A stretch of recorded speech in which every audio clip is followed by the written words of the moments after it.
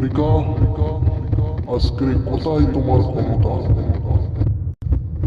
মুসলিমদের চোখের পানি, নিষ্পাপীদের চোখের পানি, এতিম বাচ্চাদের চোখের পানি, গরিব অসহায়দের চোখের পানি। ফিলিস্তিন দখল করবে বলছিলে, আজকে তোমার দেশ ধ্বংসের মুখে টিকে দেখাবে আল্লাহর গজব থেকে। আল্লাহ বলে আছে,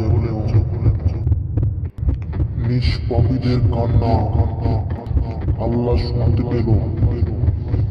আল্লাহ গজব নাজিল করলো।